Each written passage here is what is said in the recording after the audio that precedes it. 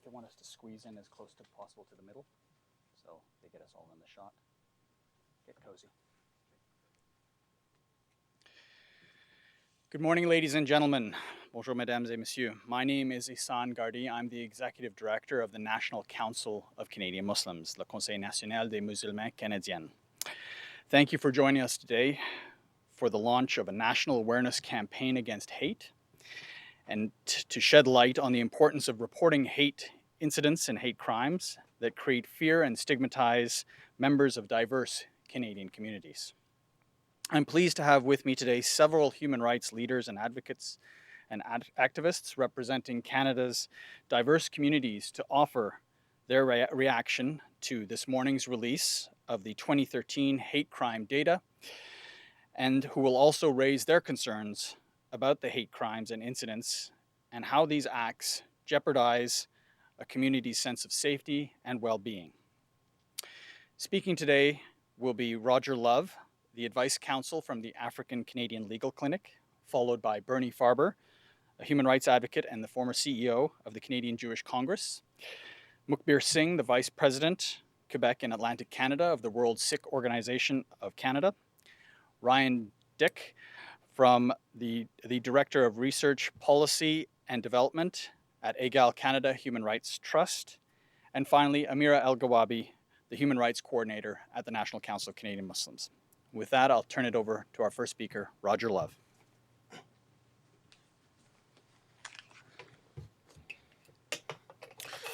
Good morning.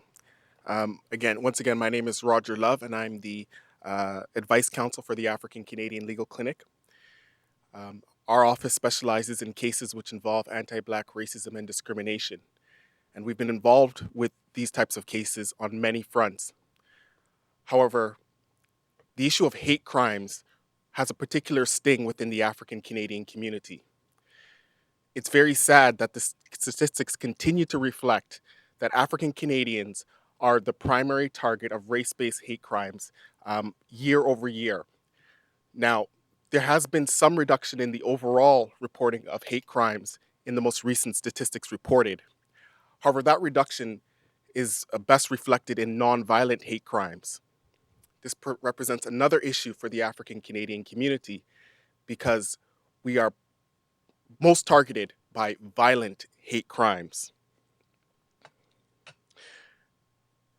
Over the reporting period reflected in the Jurostat statistics, our office has assisted a number of individuals who have faced barriers trying to get police forces to investigate their matters as hate crimes. There have been individuals who have been assaulted within their schools. There are individuals who have been subjected to a consistent pattern of racial harassment within the workplace. These are individuals who have been subjected to Confederate flags, nooses, and other highly visible symbols of anti-Black racism and discrimination. These individuals often feel isolated. These individuals often feel marginalized. And these individuals are often re-victimized when they approach their police services, only to find out that the incident will not be investigated as an incident of hate. This has to change. Furthermore, in this cyber age that we live in, incidents of online racial harassment continue to be a leading concern for a number of our clients. The resources devoted to investigating these incidents of cybercrime has to be redoubled immediately. The internet cannot serve as a Wild West for individuals who want to spew hateful messages to target African Canadians or any other marginalized group who has consistently been the victim of hate crimes. Again, it is with great sadness that I'm here speaking on behalf of a group that continues to suffer this type of hate-motivated violence. But we implore members of government to devote more resources and to enact stronger legislation, stronger impetus on institutions to support individuals who've been the victim of hate crimes within the workplace. Because as it stands right now, Without that institutional support, many of these individuals will not report these crimes. And that is a primary flaw in the statistics that have been presented year over year. There's a consistent pattern of underreporting, which must be addressed by all of our government officials. I'll leave my comments there and welcome any questions from the gallery.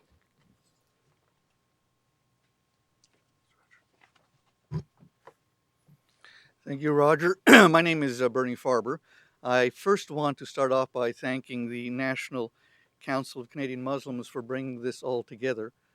The good news is that marginally hate crimes have dropped in this country. The bad news is hatred still this way comes. So let me be clear. Words can hurt, words can offend, and yes, words can be deeply insulting. But when words destroy, only then do they begin to reach the threshold contemplated by Canada's anti-hate legislation. In fact, it was Chief Justice Brian Dixon in the 1990 Keekstra case that defined hatred as follows, quote, "Hatred is predicated on destruction and hatred against identifiable groups, therefore thrives on insensitivity, bigotry, and destruction of both the target group and of the values of our society.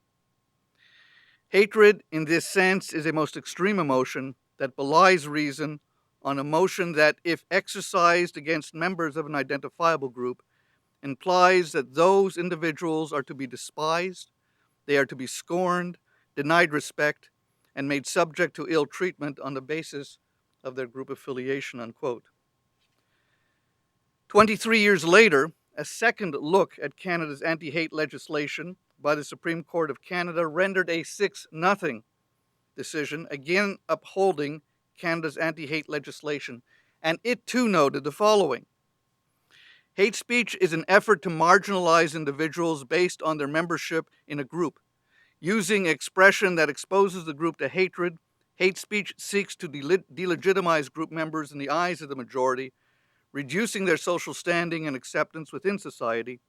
Hate speech therefore rises beyond causing distress to individual group members. It can have a terrible societal impact," unquote. So, quite clearly, we are looking at acting upon the vilest form of hatred, and not, as some critics would have us believe, mere offensive speech. A couple of years ago, in an op-ed that I wrote with a friend, Marvin Kurz, we stated the following: "Words more than deeds have become the weapons of choice in Canada to bully the vulnerable, as so many recent stories about cyberbullying remind us. And for those who want to harm vulnerable groups instead of individuals, words are the first line of attack. Think of Rwanda, where genocide was precipitated by labeling the target group as cockroaches to be exterminated.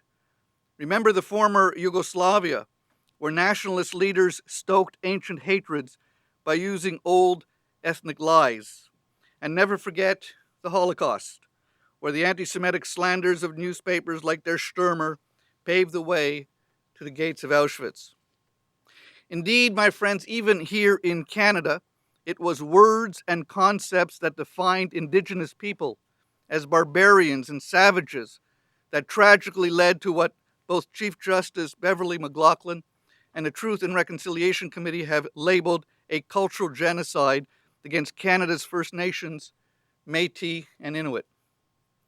As a Canadian Jew who spent much of his adult life fighting hatred, bigotry, and discrimination, I am utterly of the view that Canada's anti-hate laws, used as they have been with care and wisdom, creates a valuable and needed fence of protection for minority groups in this country.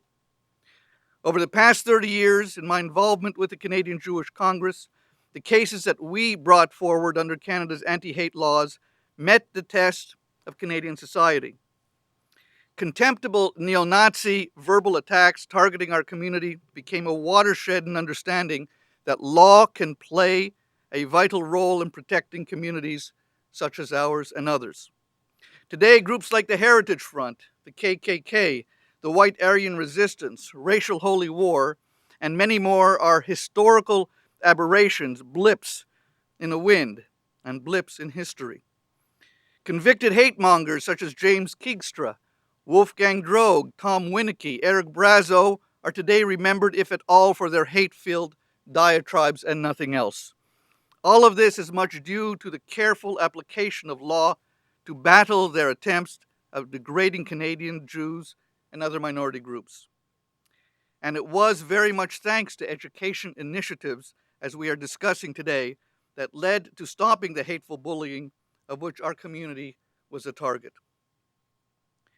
Taking a stand against hate, taking a stand against hateful bullying is difficult. Victims would prefer not to make waves in the hope that the hate monger will simply go away. Community leaders who should be on the front line of condemnation all too often choose silence. We must not be victims any longer. Silence can no longer be an option.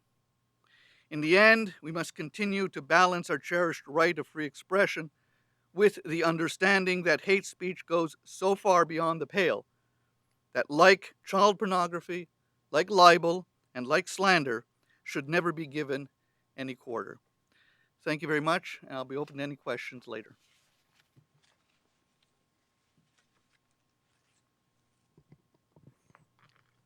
Thank you, Bernie. Good morning. Once again, my name is Mukbir Singh. I'm the Vice President of the Quebec and Atlantic regions for the World Sikh Organization of Canada. The World Sikh Organization of Canada has a mandate to promote and advocate for the protection of human rights for all individuals, irrespective of race, religion, gender, ethnicity, and social and economic status. In the past, we have spoken out and challenged discriminatory treatment of not just Sikhs, but Canadians of various backgrounds. The collection of hate crime data represented a major step in recording tracking of such crimes in Canada. It is important to note that the collection of this data tells us only a part of the story. Many of these crimes go unreported, and it's imperative that our local police departments continue to work with local communities to facilitate the recording of such crimes. In the Sikh community, we have seen recent examples of the defacing of gurdwaras and Sikh schools in Montreal, Brampton, and Edmonton, with racist graffiti, as well as the distribution of racist literature targeting communities with significant Sikh populations. Many incidents go unreported, with victims not wishing to draw negative attention to themselves or make the problem worse. We, however, continue to encourage community members to report such incidents to the police so that they can have properly investigated and those responsible be held accountable. It is imperative that the data on hate crimes continue to be collected and made public. We feel that the best way to counter hate crimes is through education and engagement. Communities where these incidents occur have often come together to learn more about each other and to come to have a better understanding of diversity. We must continue to create opportunities for neighbors of diverse backgrounds to interact and learn about each other. Engagement leads to understanding and addresses the issue of hate crimes at its roots. Given that those responsible for these crimes are often youth, we must continue to make efforts to engage that segment of our population with opportunities to learn about the diversity that makes up Canada. The WSO has worked with employers, school boards, hospitals, and police forces, and other government agencies in creating educational resources on the Sikh faith and engaging with diversity. Our emphasis will continue to be on prevention. As Sikhs, we are guided by our faith's principles of the equality and unity of all humanity, regardless of our differences. We continue to work towards a Canada where all persons can live together in harmony and understanding and free of hatred. Thank you.